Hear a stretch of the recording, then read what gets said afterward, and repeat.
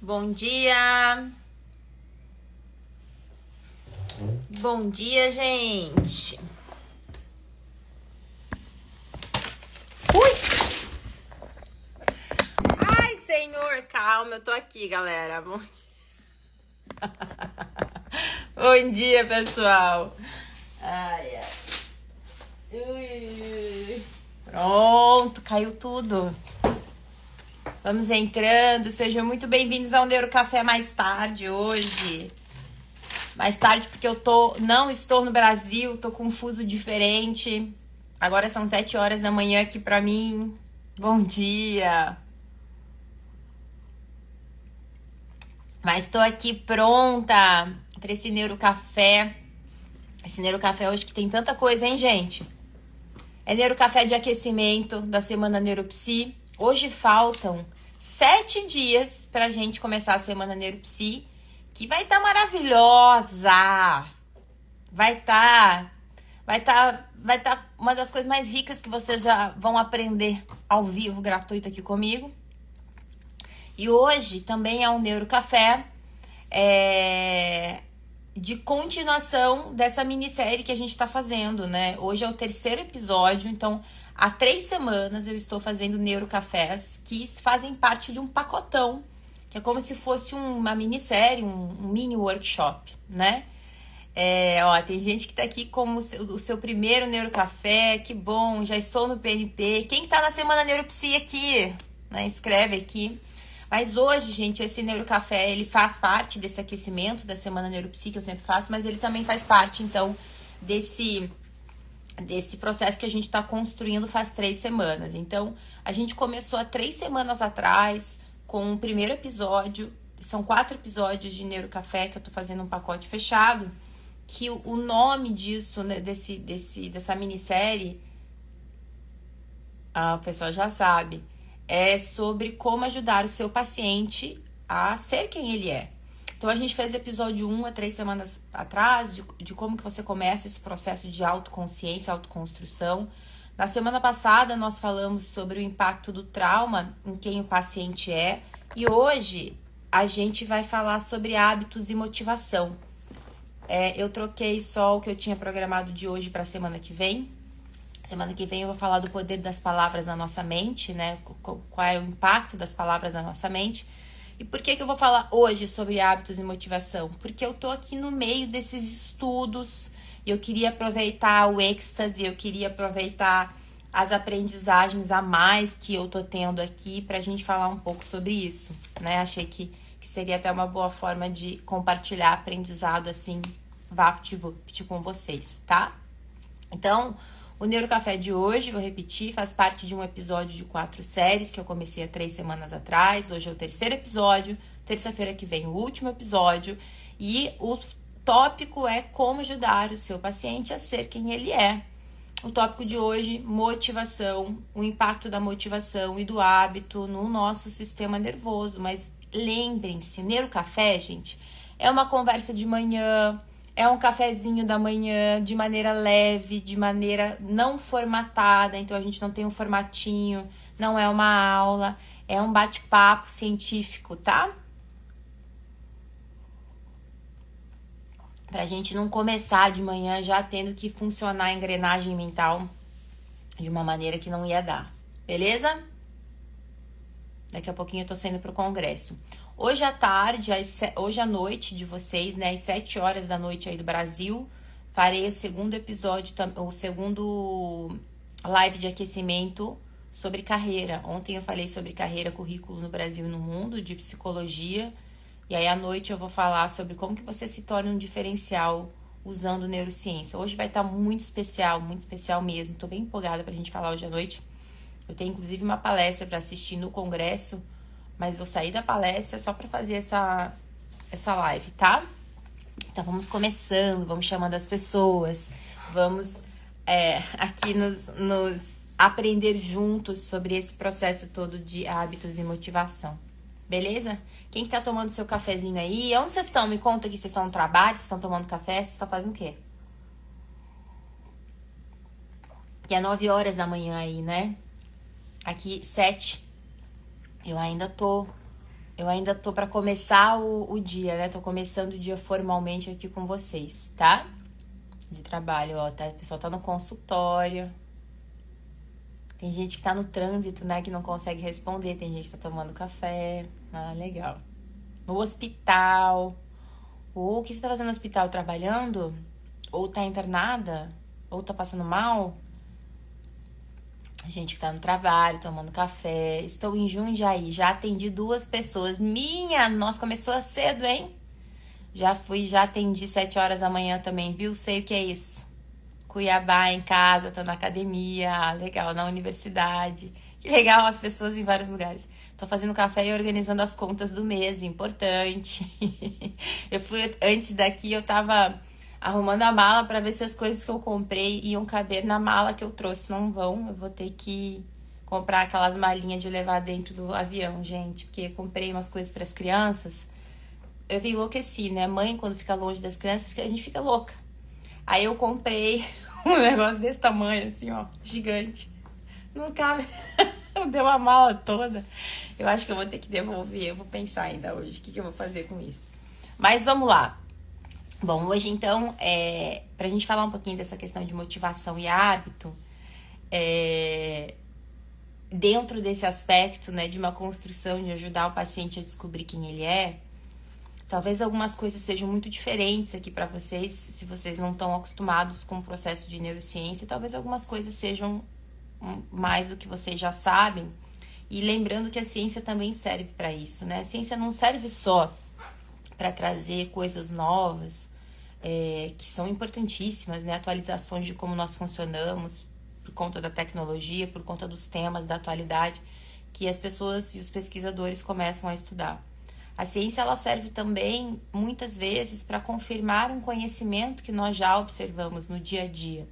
E eu gosto muito quando ele confirma esse conhecimento do que é observável, porque para a gente é mais fácil de aceitar esse conhecimento e também é mais fácil da gente explicar, lidar, tratar com esse conhecimento quando a ciência confirma uma observação, né? Então, quando a gente vai falar sobre hábitos e motivação, dependendo de onde você veio aí, de onde você estudou, de qual é a sua história de vida, de como você funciona, a ciência vai confirmar algumas coisas ou vai ser o contrário daquilo que você observa e ensina os seus pacientes. Mas hábito e motivação muito é de confirmação do que a gente já sabe, só que o manejo é muito diferente. Então vamos lembrar também aqui que o Neurocafé, todos os conteúdos que vocês têm aqui comigo, ele é uma ciência aplicada à nossa vida, aplicada ao consultório, aplicada à escola, aplicada à empresa, aplicada à mudança de comportamento no dia a dia, porque é isso que eu faço há 20 anos, né? Aplico, sou psicóloga há 20 anos e a parte de neurociência aí, ontem eu fiz as contas aqui com vocês, faz 9 para 10 anos, faz quase 10, gente, eu falei 9, depois fiquei pensando, falei, não, vai fazer 10 anos mesmo aí que eu uso todo esse conteúdo de neurociência dentro da minha profissão, né? Ou seja, ajudando as pessoas a melhorarem, a mudarem, tá? Deixa eu tomar um café. Ufa, pronto. Então, eu trouxe aqui alguns tópicos pra gente conversar sobre esse processo de conduzir as pessoas no hábito e na motivação. Uma das coisas mais... todo congresso que a gente vai de ciência tem estudo sobre hábito e motivação, porque é uma coisa assim que, se a gente realmente conseguisse hoje... Olha, presta atenção nessa frase. Se a gente realmente conseguisse hoje falar, é assim que a gente muda uma pessoa, eu mudo você, e eu mudo o seu hábito, eu mudando o seu, o mundo já estaria muito diferente, né? Mas na verdade a gente consegue, a gente já faz isso, o mundo já usa desse conhecimento. A questão do hábito e da motivação é uma coisa então muito estudada, porque muita gente está tentando o tempo, tudo que a gente muda da nossa vida é um hábito que a gente está mudando. Então a primeira coisa interessante aqui da gente firmar conhecimento é que o nosso cérebro, o nosso corpo, nós somos constituídos de hábitos, né? Se você for pensar aí hoje na sua vida, tudo que você faz e que você sempre faz é um hábito que foi construído. Tudo, nós somos feitos de hábitos. E é interessante, né? Porque quando a gente pensa no hábito como uma construção e não como uma coisa assim, né? Meu Deus, não vou conseguir. A gente começa, o processo começa a ficar mais natural e a gente começa, inclusive, a enxergar como muitas vezes pessoas, instituições, políticas que sabem dessa construção usam disso para construir nossas mentalidades. E calma que eu já vou chegar aí, talvez para de manhã seja um papo muito complexo. Então, talvez eu fale sobre a construção que fazem com a gente ou não. Deixa eu pensar aqui. Às vezes eu vou longe demais, mas trazendo aqui para nossa vida, a primeira coisa é entender, então, que o cérebro, isso é uma coisa que eu repito muito para vocês, né, pessoal? O cérebro conta uma história para si mesmo. O que nós fazemos hoje na vida adulta é uma construção de repetições que nós vivenciamos, ou seja, eu tive um comportamento que eu repeti, até que esse comportamento se tornou para o meu corpo e para o meu cérebro automático, natural. Como, por exemplo, uma maneira fácil de vocês entenderem é o aprender a dirigir, né? Então, você faz todo um treino de aprender a dirigir. No começo, você precisa de um esforço muito grande e depois o esforço vai diminuindo para você dirigir até que você dirige sem pensar. E tudo no nosso processamento diário acontece desse jeito, tá? A gente tem só que muitas vezes a gente não se deu conta que isso aconteceu. Mas se você for pensar, pare para pensar rapidinho na tua vida, o jeito que você toma café da manhã, o jeito que você dorme, o jeito que você acorda, como você trata seus filhos, como você trata a si mesmo, positivamente ou negativamente. Pare para pensar rapidamente nas atividades da sua vida. Como você trabalha, como você estuda, como você se veste, como você faz ou não atividade física.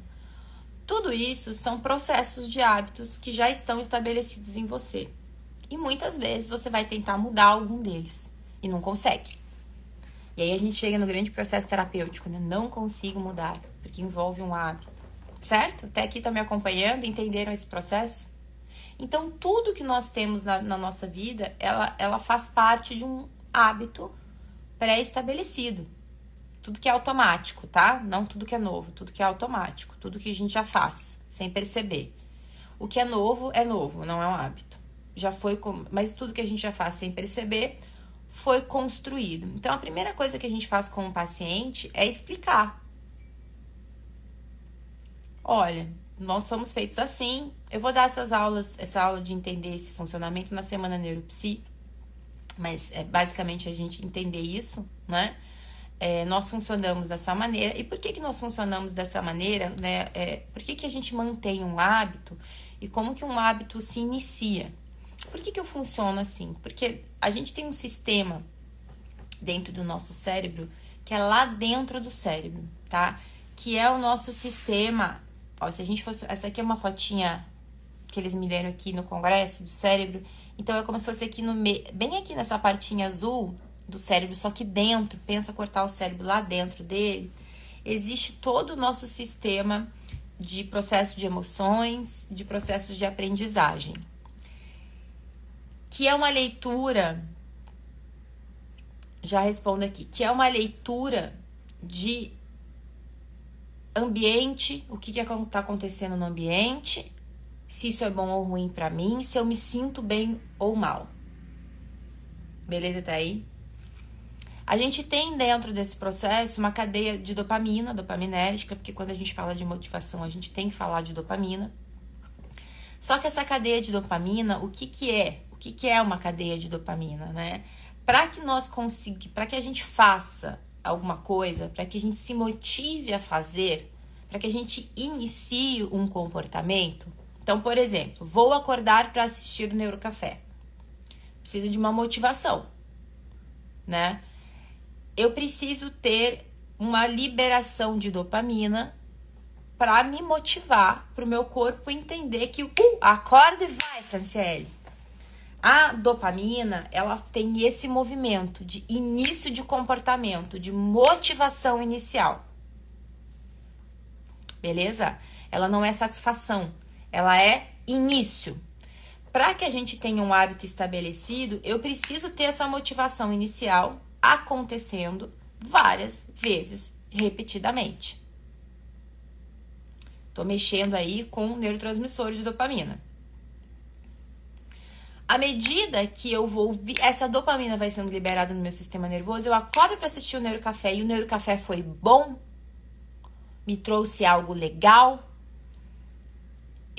Meu cérebro codificou no sistema, tem uma parte do nosso cérebro que chama núcleos accumbens, junto com o VAT, que ele vai dizer assim: isso aqui foi interessante, me senti bem, foi legal, me deu um hypezinho. Neurocafé. Então, a probabilidade que eu vou ter de fazer isso amanhã é maior.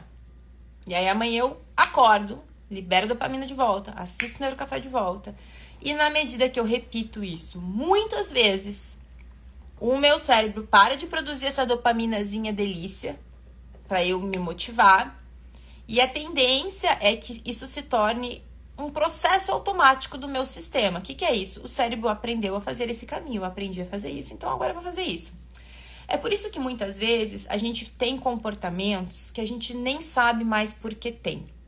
Quando a gente tá lá com o nosso paciente, ou nas empresas, isso é muito interessante, nas empresas, nas escolas, muitas vezes eu pergunto: por que vocês fazem isso?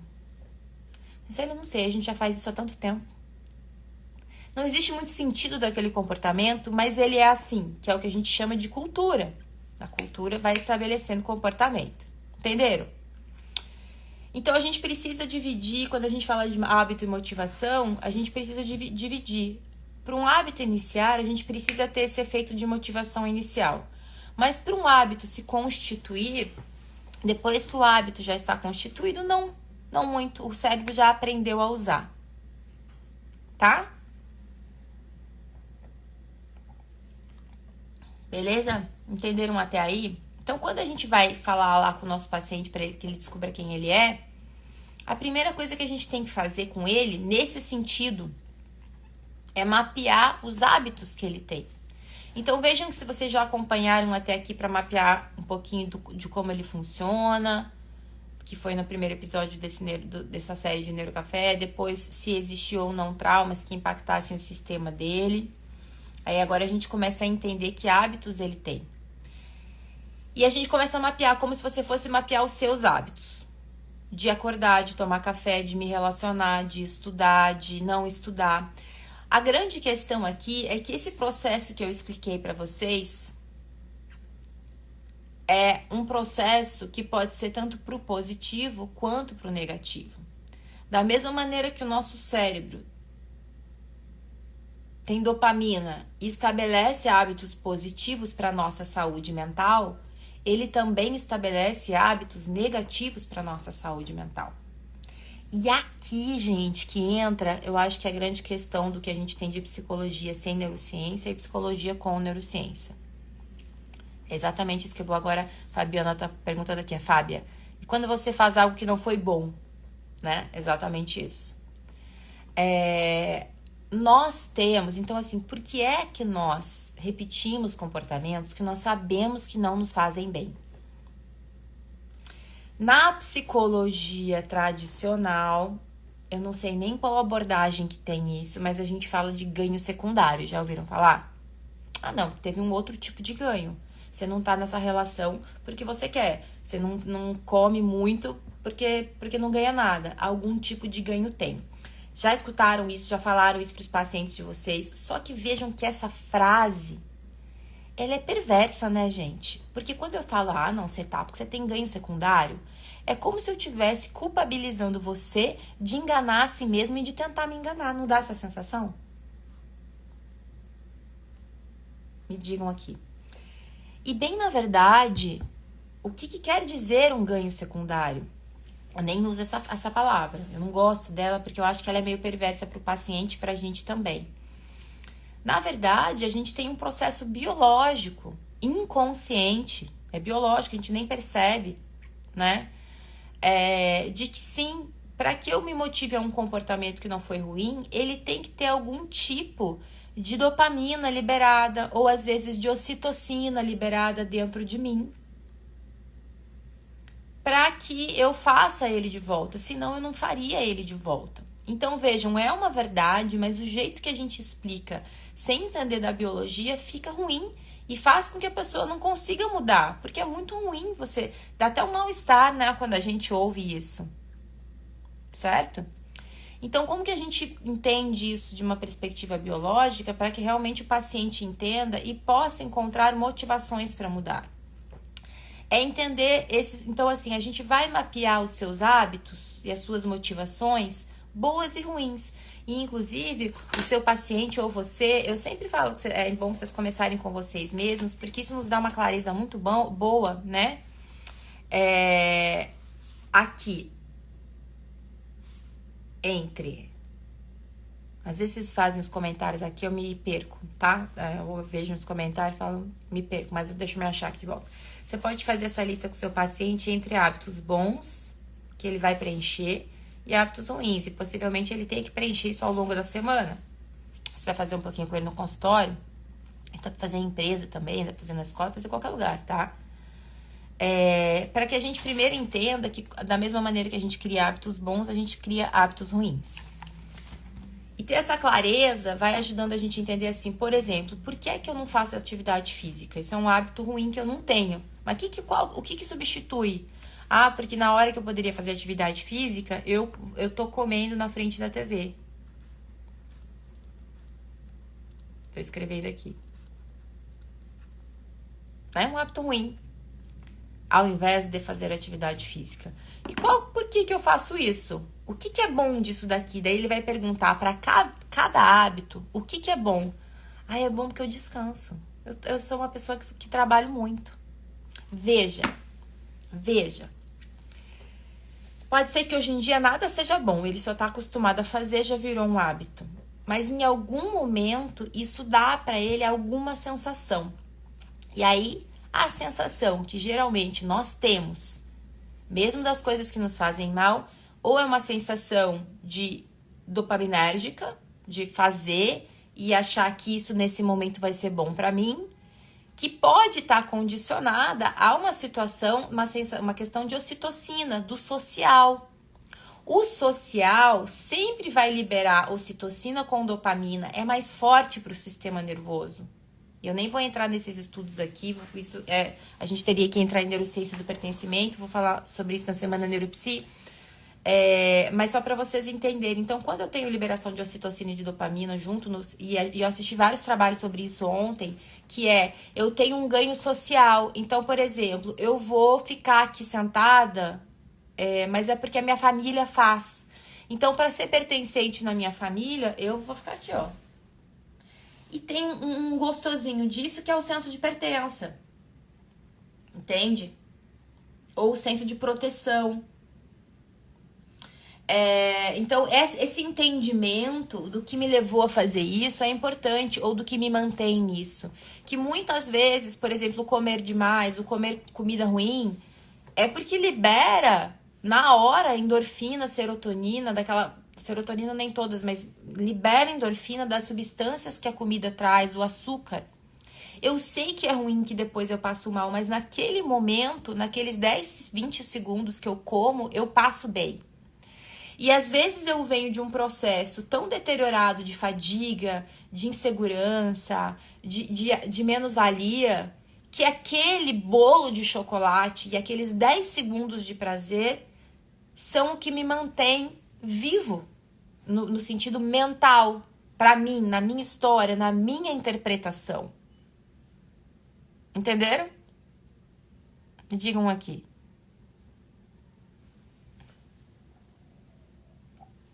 Então, uma pessoa está escrevendo um exemplo dela, eu vou usar. Eu fico me sabotando pensando que se eu passar mal, se a minha pressão subir e eu sentir tonturas, eu acho que é para fazer exercício? Aqui, não posso fazer atividade física, sei lá, deve ser, não sei, né? Então, por exemplo, qual é o ganho, muitas vezes, de eu não fazer as coisas? Um desses exemplos aqui que a Fatiminha colocou. O ganho é segurança, porque eu tenho medo de passar mal. Então, se eu tenho medo de passar mal, o que pode, inclusive, aí, né, ser uma questão psicológica que você tem que avaliar, é melhor eu ficar sentado. E qual é o meu ganho dopaminérgico ou qualquer ganho? Eu tenho segurança. eu não passo mal. Isso é um ganho. Mas vejam que é uma coisa muito biológica. Por quê, pessoal? Porque o nosso cérebro vai sempre buscar o mais confortável. O nosso cérebro, ele é preguiçoso nesse sentido. Ele não gosta de coisa diferente. Ele vai sempre buscar a segurança. Mesmo que a segurança seja ruim. E aí a gente fala até, inclusive, dos relacionamentos tóxicos e tudo, né? Por que as pessoas não saem? Porque parte do relacionamento tóxico faz parte de que a pessoa que faz esse relacionamento ser tóxico, ela trabalha na cabeça da outra, diminuindo toda a segurança que ela tem em si mesma. Então, essa pessoa vive no medo de ser ela mesma. Então, por que ela não sai? Porque dentro dela, ela tem certeza que ela não consegue viver sozinha. É esse mesmo processo.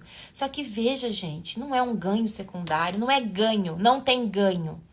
É biologicamente mais seguro na cabeça daquela pessoa. Vamos trocar o ganho secundário por é biologicamente mais seguro dentro da sua cabeça e da sua história de vida. Olha que maravilha essa frase, alguém grava pra mim. Na verdade, é isso a questão dessa motivação do hábito mesmo ruim, entenderam? Ah, eu não vou na academia porque eu me sinto mal, me sinto exposta, todo mundo ficou olhando pra minha barriga e eu me acho feia, gorda. Então, socialmente é mais seguro eu não ir. Porque eu não tô pronta para lidar com essa exposição social. Eu não vou comer o certo porque eu não tenho condições. E aí, olha só que interessante. Então, primeiro a gente mapeia tudo isso, entenderam, né? Mapeei o bom e o ruim. E mapeei o movimento do bom e do ruim. Esse movimento da biologia. E depois, no consultório, a gente tem que entender a interpretação que o cérebro dessa pessoa tá dando pro não fazer algo que é bom para ela. E aí que a gente entra num tratamento de verdade. Nessa interpretação, aí a gente chega no trauma, muitas vezes, que a gente falou no episódio passado. Por quê? Porque uma das coisas que ficou muito mais clara, isso é uma coisa que a gente já sabia, mas que aqui no Congresso teve muitos estudos sobre isso, é que um hábito, não é um hábito, perdão, uma motivação, um comportamento de motivação para continuar, ele precisa ter um significado de que aquilo é bom. E que depois de um tempo, muitas vezes a gente já não acha aquilo muito bom. E aí a gente vai buscar mais daquilo, que é onde a gente vai desenvolvendo comportamentos viciantes, né? Porque o nosso cérebro, o que ele vai fazendo? Ele vai fazendo com que a realidade, com que a gente cria, eu vou repetindo, aquela realidade fique... Isso é a sua nova realidade.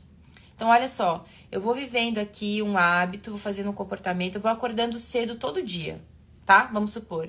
E é ruim acordar cedo, eu sofro, mas é bom, porque eu faço minha atividade física, ou porque eu fico com os meus filhos, sei lá por quê. Depois de um tempo, mesmo com esse é ruim, mas é bom, o meu cérebro vai fazendo assim, então essa é a sua nova realidade. E a gente vira com um comportamento automático.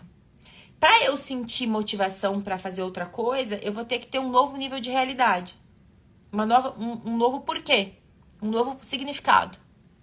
Então, mas por que eu vou acordar mais cedo ainda? Entendeu? Só se eu tiver alguma coisa que me mova ou alguma obrigação de sobrevivência, porque a sobrevivência, gente, ela é um grande motivador. Sobrevivência social, sobrevivência física, sobrevivência econômica, isso é um motivador muito forte. Sobrevivência é mais do que tudo pro cérebro, né? Então a gente tem que fazer essa avaliação, tá muito complexo, pessoal, essa avaliação desse todo o processo e entender que para que eu mude de hábitos, eu primeiro preciso entender quais são os hábitos que me mantêm hoje, bons e ruins. E os ruins e os bons, qual é a emoção atrelada a isso e qual é o significado mental que eu aprendi a dar, gente, porque nós aprendemos a dar esse significado. Entende? Então, isso é a primeira coisa, essa clareza, sem culpa. Então, por exemplo, vou usar aqui o meu próprio exemplo, né? Eu sou uma pessoa, 2 exemplos meus de agora. Eu sou uma pessoa que não gosta de acordar cedo. E eu sou uma pessoa que fala assim, nunca vou fazer atividade física de manhã. Por quê? Porque eu tinha um hábito de... Eu acordava e eu fazia atividade física. Primeiro eu fazia meio na noite... Depois eu comecei a fazer meio-dia, porque eu fui tendo filhos, enfim. E depois comecei a fazer 10 horas da manhã. Entendeu? Só que eu tô aqui, sem filhos, sem marido, sem ninguém. e eu tenho um congresso para assistir. E meu corpo já criou o hábito de necessitar de atividade física. Por quê? Porque ele já necessita. Qual que é a questão de um hábito? Bom ou ruim, o teu corpo vai te pedir que você faça aquilo. Então, se você come chocolate todo dia, o bolo, o que acontece quando você não come? Você sente falta. Se você fuma todo dia, o que acontece quando você não fuma? Você sente falta. Se você faz atividades físicas todos os dias, o que acontece quando você não faz? Você sente falta. Eu cheguei aqui e falei, eu vou precisar fazer. Então, eu tô acordando 5 da manhã para fazer. Nunca na minha vida que eu achei uma motivação nova para um hábito que já é necessário para o meu corpo. Olha que interessante. A mesma coisa para minha alimentação. Eu sempre fui ter uma alimentação super saudável, como muito legume. Cheguei aqui só pão, pão, pão, pão, pão, e eu nem pão posso comer. Falei, misericórdia, eu comecei a ficar fraca, meu corpo me pede legumes. Ontem eu fui até os Cafundó do Ju para comer um pratão de legume. Por quê? Meu corpo sente falta, porque já é um hábito do que é bom e do que é ruim. Então, olha que legal a gente entender isso. Porque sabe o que isso quer dizer? Que se eu tiver... Olha a certeza que você pode dar pro seu paciente. Olha só, 2 certezas. Que quando você mudar o seu hábito ruim, vai ser horrível. O seu corpo vai sentir falta do que é ruim. Então, você já prepara ele emocionalmente, e aí a gente ensina as técnicas de regulação emocional, técnicas de programação mesmo mental, técnicas de comportamento, segurança emocional dentro da relação terapêutica. Você já ensina pro seu paciente isso.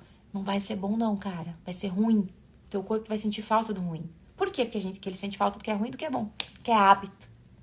Quimicamente, o seu corpo vai te pedir o doce, o relacionamento que já não era bom. Por quê? Porque ele estava habituado a funcionar daquela maneira. Franciele, por quanto tempo? Não sei, cada pessoa é de um jeito. Não é 21 dias, não. Joga esse livro aí e deixa fora. Então, mas a questão é que a gente tá junto. Vai ser ruim. Vamos aguentar o ruim. E aí você vai desenvolvendo com o seu paciente estratégias para aguentar o ruim. Certo? Essas estratégias são as que eu ensino lá no PNP, algumas tem aqui no canal. Enfim, ontem fiz um vídeo de algumas coisinhas dessas estratégias aqui pra você. E aí você vai falar assim, só que quando começar a ficar bom, o teu corpo também vai sentir falta. Então, qual é a segunda certeza? 1 hora vai ficar bom. Ou cômodo, pelo menos. Não é nem bom, cômodo. 1 hora teu corpo vai acostumar. Então, são essas 2 certezas em relação à mudança de hábitos. Então, a gente primeiro falou de mapear e depois de mudar o hábito, entenderam? E olha que maravilhoso a gente poder dar essa certeza para qualquer hábito. A grande questão é ele aguentar tempo suficiente. E isso é o mais difícil, né? A gente aguentar tempo suficiente. E por que a gente não aguenta tempo suficiente? Por causa dos traumas, porque a gente tá sozinho, porque o terapeuta manda a gente se virar sozinho, isso é responsabilidade minha. Então, eu não tenho nenhum processo de motivador de segurança emocional para continuar, né?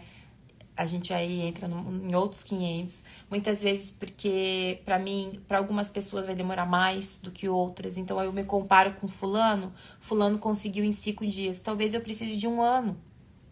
Porque a gente vai possivelmente ter recaídas e eu vou ter que aprender a me levantar de volta na recaída.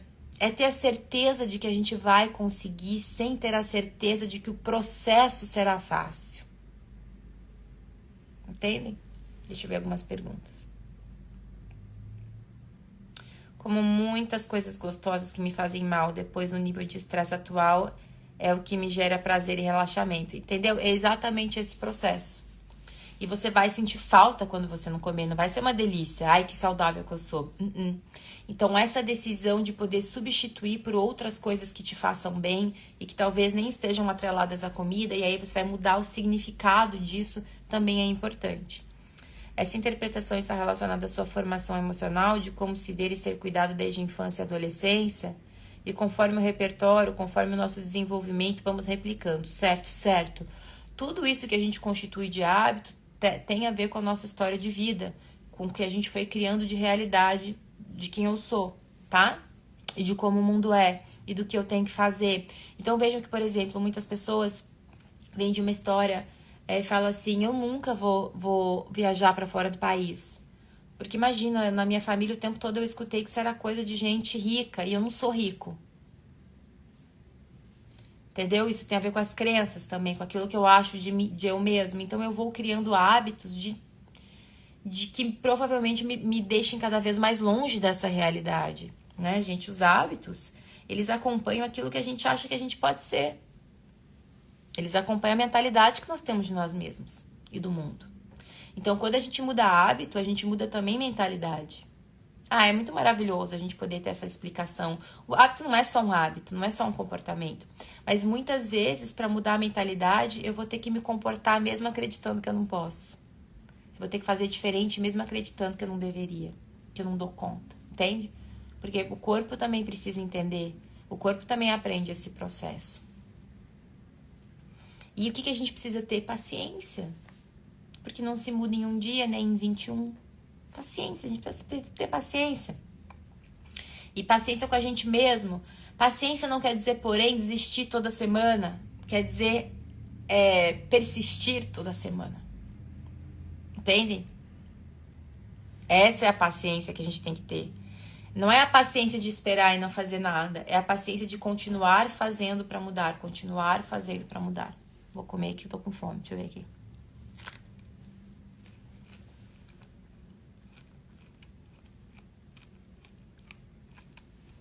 Ó, pessoal escrevendo. Já sei sobre exercício e alimentação, mas me falta motivação. É exatamente isso. Por quê, Bela? Possivelmente você acredite que você não seja uma pessoa que vai poder ser saudável. Você já parte de um princípio, através da sua história, que você não é uma pessoa saudável. E até que talvez é preguiçosa, ou que nunca tem tempo, ou que a alimentação e atividade física não é tão importante. São os aprendizados que você teve na sua vida que te levaram a não ter esse significado. Então, quando a gente decide mudar um hábito, gente, a gente decide também mudar quem eu sou. Eu já não passo mais a ser a pessoa que não acorda cedo. Eu falo, eu serei a pessoa que acorda cedo. Eu não vou ser uma pessoa que venceu a preguiça. Eu vou colocar na minha cabeça que eu me tornarei uma pessoa que não tem preguiça. É diferente. Isso me dá motivação. É como se eu não partisse para o processo de que eu preciso consertar algo que em mim é muito ruim, mas eu posso ser outro tipo de pessoa. Porque essa mentalidade, ela necessariamente acompanha o hábito. A grande questão é que muitas vezes a gente precisa começar fazendo, mesmo sem acreditar nisso. Então, como que a gente vai saber, Franciele? É isso que a gente faz dentro do processo terapêutico com o paciente. Muitas vezes a gente precisa entender dessa história desse paciente para entender, olha, fulano, eu acho que para você é mais fácil começar mesmo sem acreditar. Ah, mas para o outro fulano não. A gente vai primeiro precisar trabalhar a cabeça dele com outros tipos de atividades. De qualquer jeito a gente vai envolver uma mudança de fazer, né? Entenderam? Mas isso também vai depender de pessoa para pessoa. Depende de tudo que essa pessoa construiu. Depende, inclusive, da facilidade que ela tem. Depende se ela tem uma psicopatologia ou não. Tô falando aqui de pessoas saudáveis, né? Sem psicopatologia, porque aí a psicopatologia envolve uma outra questão, tá? E outra, depende da gente trabalhar o que é possível para esse paciente dentro da realidade que ele vive. O que é possível para você? Franciele, eu só tenho 5 minutos, então é 5 minutos que a gente vai usar. Franciele, eu quero fazer todo dia. Você entende que para você todo dia o histórico não te ajuda? Então vamos fazer 3 vezes por semana. A gente precisa ir entendendo esse plano de um início de um novo hábito de uma maneira flexível, galera.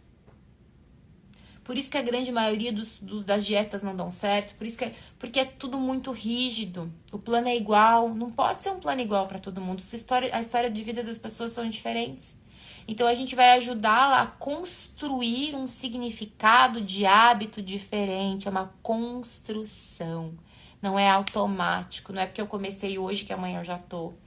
Eu vou ter que entender a melhor maneira de eu... Isso a gente chama de flexibilidade emocional.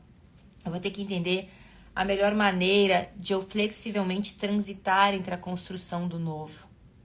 Para o meu cérebro entendendo que eu consigo construir o novo. E quando a gente consegue construir isso, o que acontece é que o nosso paciente ganha o mundo. Ele ganha o mundo dele mesmo.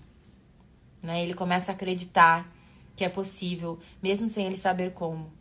É muito maravilhoso. Ó, meu pai sempre me falou que psicologia nunca me daria dinheiro suficiente. também escutei isso da minha família, não do meu pai, da minha mãe, mas dos meus tios, tudo. Fiz administração enquanto estava na casa dele, mas fiz psicologia depois dos 35. Mas ainda não consegui atuar. Tá vendo, Débora, como tem que mudar esse processo? Olha o que você escutou. Mantemos hábitos de nossos sentimentos e pensamentos. Exatamente. A Maria Regina, que é minha aluna, tá falando aqui. Exatamente. Os hábitos não são só de coisas que a gente faz, são de coisas que a gente sente. São de coisas que nós pensamos.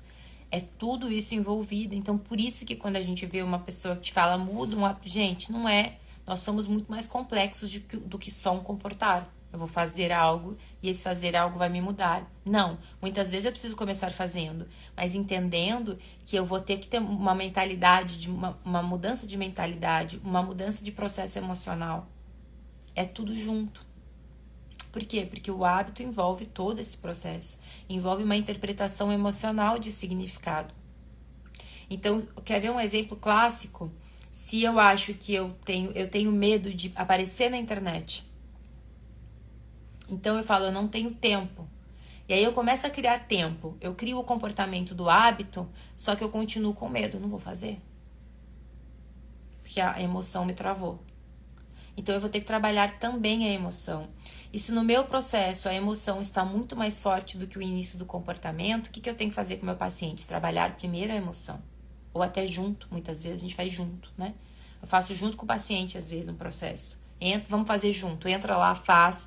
Vamos ver o que você está sentindo agora. Vamos ver como é que você muda isso agora. Vamos regular junto agora. Para criar já uma pequena memória de que isso foi possível. E de que não foi tão ruim. Uma interpretação boa de segurança. E aí a gente sempre tem que lembrar, quando ainda não há vício mesmo, o social vai ser sempre mais recompensador do que o não social.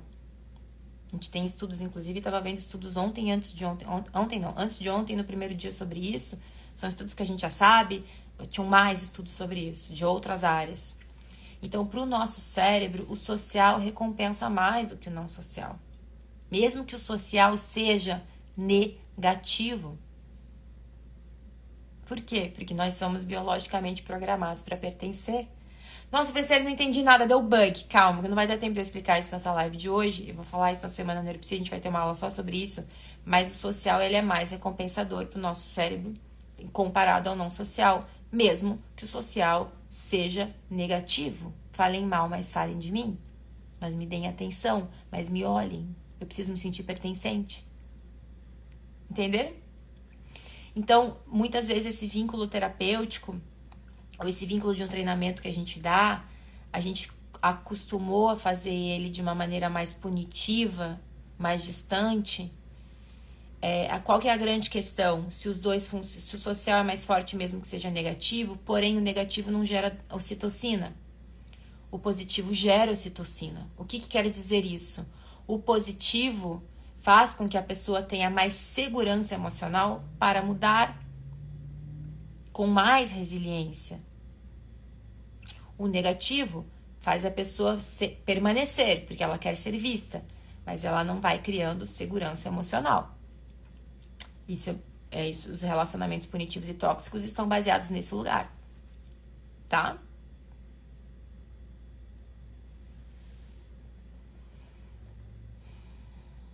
Também é necessário hábitos que estão no nosso alcance. E isso mesmo, eu acabei de falar isso aqui. E o papel do psicólogo é fazer isso, né, gente? É ajudar você a entender, primeiro, o que tá no seu alcance. E outra, muitas vezes, o que tá no seu alcance, e às vezes você não enxerga que tá no seu alcance. Porque a gente muitas vezes não enxerga, não dá. Não, mas vamos olhar aqui. E aqui dá? Ah, dá, aqui dá, nesse horário dá. Ah, não dá porque minha família não permite? Calma, então vamos olhar aqui. E se a gente fizesse desse outro jeito? É para isso que existe uma expertise em psicologia, em mente, em cérebro. Pra gente entender formas de pensar, de agir, que muitas vezes a pessoa que não tem não consegue. Pensem que a engenharia é da mesma maneira, a arquitetura. Não pensar arquitetura. Quando você contrata um arquiteto, você tem uma casa minúscula e você fala, não cabe nada aqui. Porque a gente não tem conhecimento de arquitetura. Então, quando eu olho, eu imagino uma caixa aqui, falo, não cabe nada, cabe 3 caixas. Aí vem um arquiteto e fala, não, você põe um negócio aqui, põe uma rebimboca da parafuseta ali, e de repente cabe tudo. Porque ele tem esse conhecimento específico do espaço. É esse conhecimento específico que o psicólogo tem. Porque ele estudou muitos anos para isso. E o psicólogo com neurociência, mais ainda, muito mais. Ele encontra espaços onde a pessoa que não tem, ou mesmo o próprio psicólogo, mas que está olhando só para a sua vida, né? Não encontra. Porque e essa é a beleza da nossa profissão, né? Só que a gente precisa, como psicólogo, ter esses conhecimentos, esse como hoje, como o que eu tenho trazido aqui para vocês, e tá disponível para construir junto com o paciente.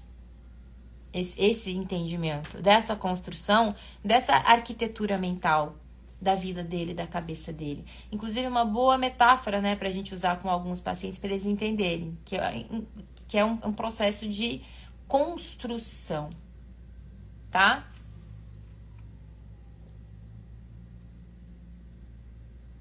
É isso. Deixa eu ver se tem aqui. Nossa, vocês escreveram muita coisa, nem consegui. Quando ver a mudança foi implementada, não entendi. É isso. Deixa eu só ver se eu esqueci de alguma coisa.